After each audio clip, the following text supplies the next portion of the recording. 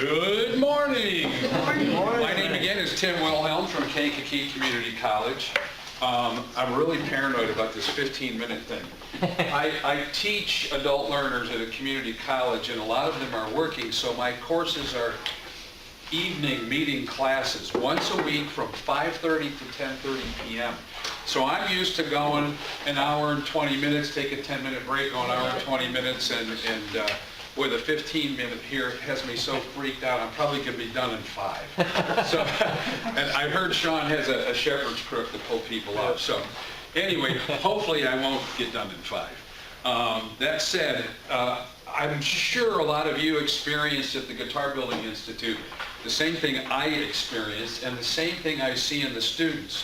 They get so into building the guitar, the so-called STEM topics become background noise, and they don't want to hear about it. They just want to go out and build their guitar. So one of my challenges I've challenged myself is to find as many ways I can build actual STEM topic learning into my STEM guitar course. They still have to build the guitar, but I want to put some cognitive learning in there too. One of the other challenges with the STEM guitar course is it is a survey of STEM. It's not like you've got people in there that are specializing in electrical technology or AutoCAD or anything like that. They're getting a sampling of things. Therefore, you can't really go into a lot of depth. You know, we're talking about reactive components and capacitors and capacitive reactance and all that stuff. You can't have them start working out equations to find the cutoff frequency for your tone control. You can't do that. What you have to do is use metaphor and give them concepts, basic general concepts, so that they get a real strong idea of what the topic is about, but they don't have to do the calculus to back it up. In my presentations, one of the things I do is every time I shift to a different STEM topic, I have the word STEM right there, and one of those letters will be 1.5 times the size of the other letters, and it'll be red and it'll be bold, and then I put a little hyphen after that, and I lay out, okay, like let's say the S is the big letter, and then it'll say science, and it'll explain what the science topic is, and then we go on to the next topic. The one they hate is when they see the big M up there. When they see the big M, that's the one they don't like. So anyway, that's kind of how I try to do this, and hopefully that's reflected in what I've done here. This is the Imelda slide. Notice Imelda, I got the grant number, Thompson, your PI, and things like that. I put all that in there. So sound checks is part of building a guitar and part of the STEM guitar project. And I don't know about y'all, but we've had mixed success with sound checks. And there's prerequisites. Before you do the sound check, of course, they have to solder the thing together. And before they can solder it together, you've got to show them the wiring diagram, give them a quick tutorial on how the heck do you solder anyway. I have taught now our STEM guitar course for a couple of years, and I think I've had maybe 1 or 2 students out of the 50 plus that I've had who have ever soldered before. Most people come into this class and they don't know how to solder. And if they don't solder well, their sound check could end up being a major disaster. And then, of course, once the wiring harness is soldered, what do? Well, you put it in the guitar. You go ahead, you mount the pickups, you go ahead and put the bridge ground in, put the bridge on, you stick everything in, you do the last minute soldering, and then you go ahead and you plug it in. And we've seen how that works. This guy's a little nervous. You know, he got his pickups and his bridge mounted there, but okay, where's the electronics? So that's coming up next. Okay, it's starting to look like a guitar. And now, I hope your students don't do this. He grabbed a crescent wrench to tighten that thing up. My dad used to say, if you're using a crescent wrench, you're using the wrong tool for the job. So, but he wanted to use a crescent wrench. He was too lazy to find the right size. He gets this stuff all mounted in there, and then of course he flips it over and he's getting ready to solder the pickups in and put the bridge ground in and all that stuff. And then you go to do the sound check, and then what might happen? You know, like this guy is re-soldering after his sound check didn't work. Obviously hers is successful because she's putting the cover on the back of her electronics pocket.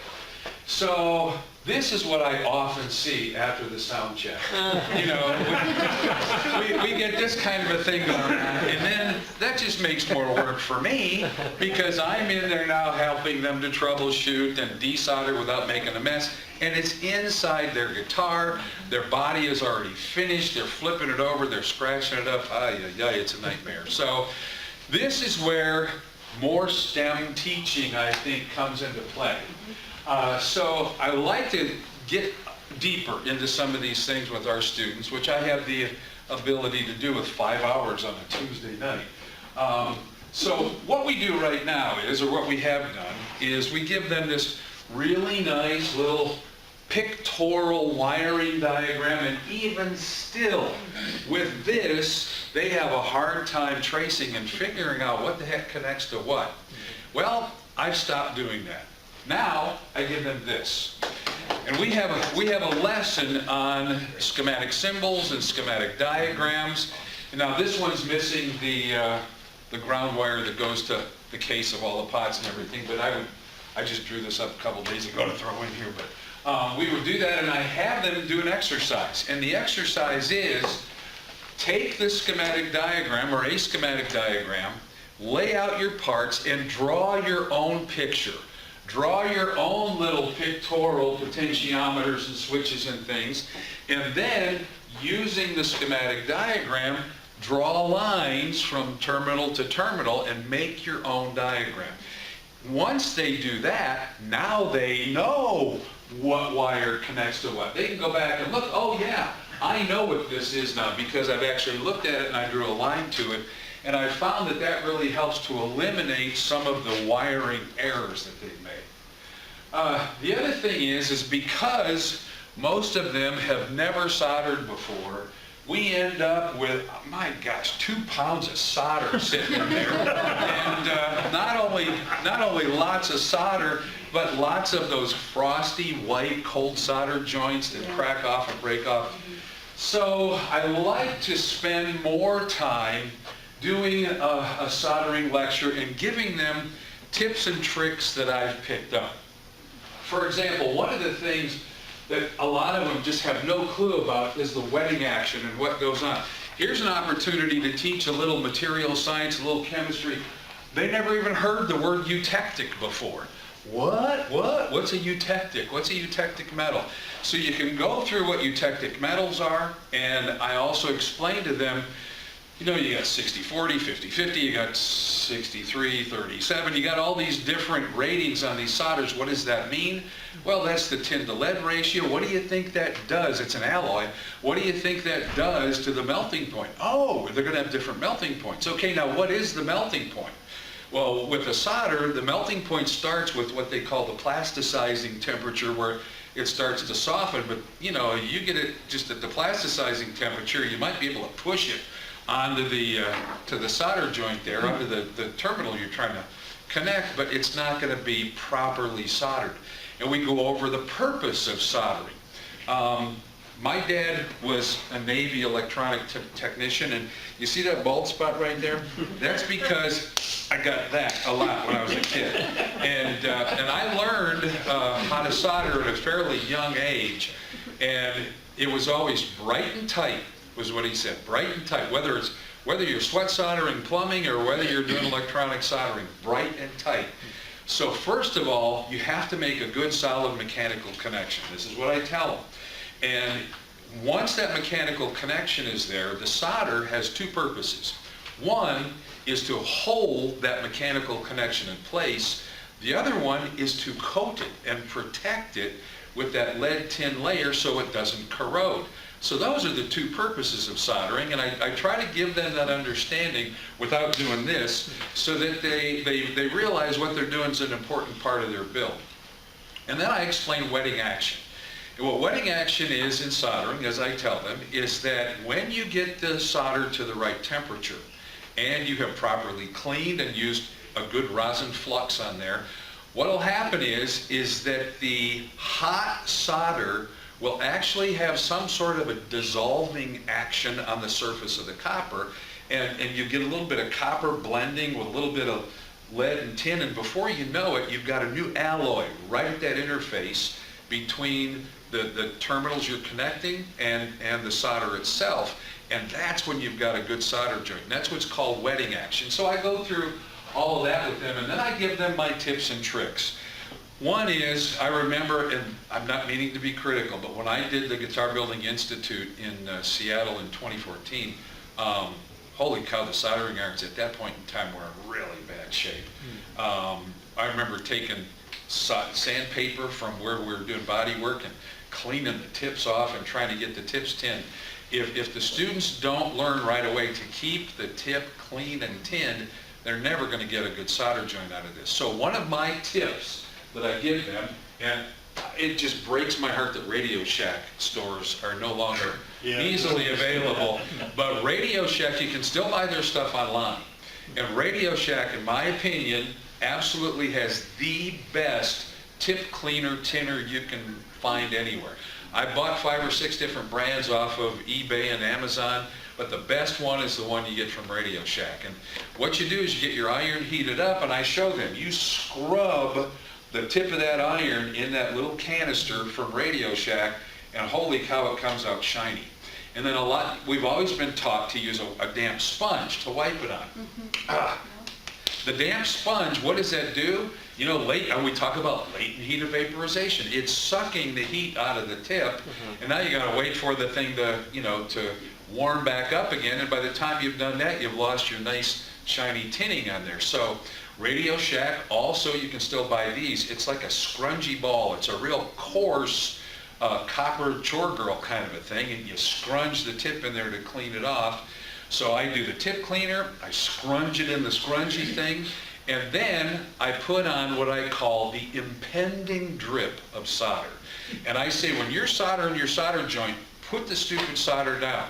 You don't need it. So what we do is we tin all of the leads. Tinning the leads means you just take the lead, just give it a quick dip in the flux, take an iron with an impending drip of solder, just hold it on there briefly, and the tip will be tinned. And now, especially if it's stranded wire, you can make a nice good mechanical connection, because now it's kind of stiff.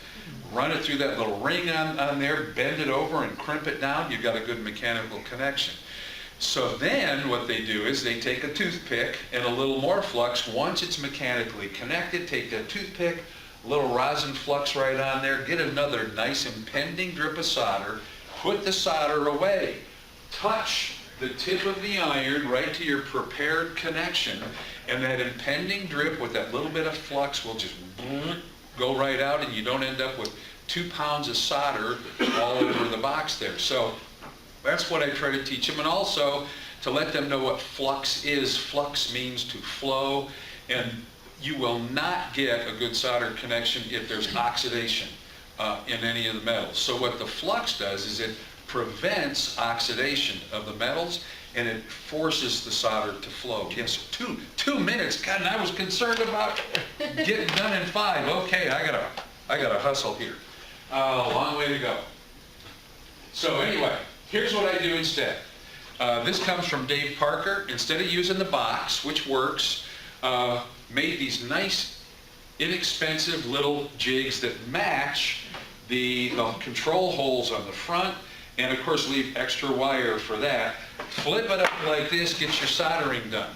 And then I made a harness, a dedicated pickup harness that I can use so that while they are still sitting at the bench, they're still sitting at the soldering bench, they can take the leads and right onto the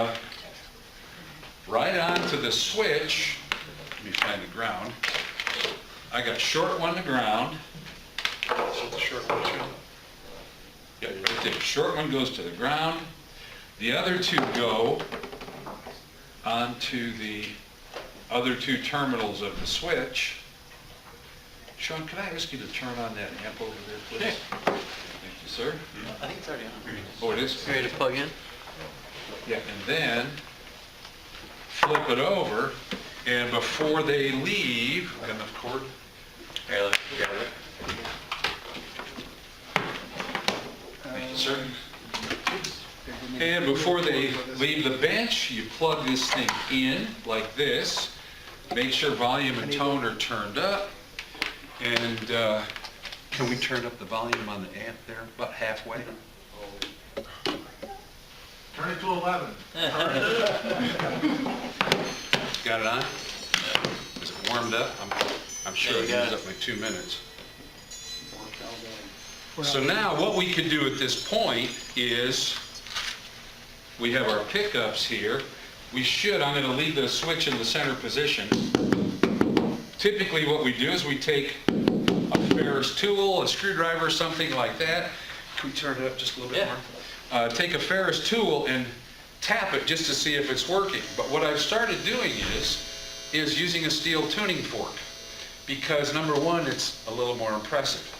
And you can hear the tuning fork. The other thing you can do is now I can test my selector switch. That one's not working, that one is. Flip it the other way. Now that one's not working, that one is. The other thing you can do is you can test the volume control. Put that over there. Down and up. Here's the one thing you can't do. You can't test the tone control. This leads to more STEM discussion. The reason you can't test the tone control, we'll talk about tomorrow when I talk about tone controls. Okay. Thank you. All right. If we can